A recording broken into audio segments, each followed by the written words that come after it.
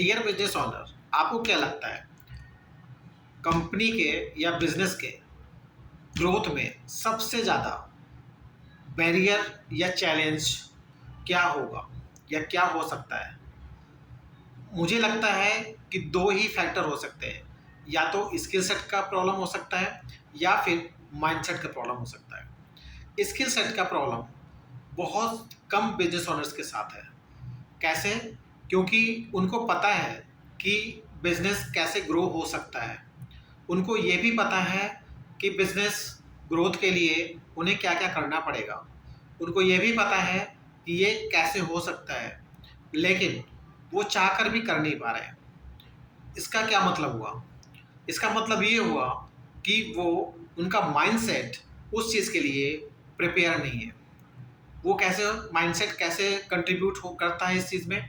Mindset से हमारी छोटी-छोटी हैबिट्स बनती हैं, जिन हैबिट्स को हम बार-बार करके वो और ज़्यादा स्ट्रॉन्ग कर लेते हैं। और इसका नतीजा ये होता है कि कोई भी बिज़नेस ओनर जो ग्रो नहीं कर पा रहा है, जो चाहकर भी या ट्रेनिंग के बाद भी, उसका मतलब है कि वो सही से माइंडसेट अपना सेट नहीं कर पा रहा है, क्योंकि वो डेली ऑपरेशन से, जो डे टू डे ऑपरेशंस है, उससे निकल नहीं पा रहा है। जब उसे निकल नहीं पाएगा तो क्या कर पाएगा?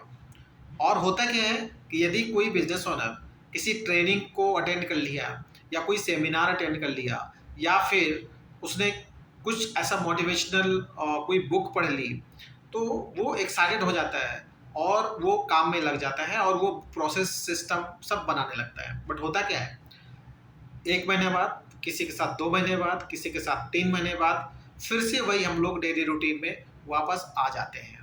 तो ये क्यों आता है? क्योंकि हमारी हैबिट्स, जो हमारी day to day operational task में जो अटकने की है, वो बहुत ज़्यादा स्ट्रॉन्ग हो चुकी है। और जब तक हम अपना माइंडसेट चेंज नहीं करेंगे, तब तक इन चीज़ों से बाहर नहीं निकल सकते हैं। आपको क्या लगता है?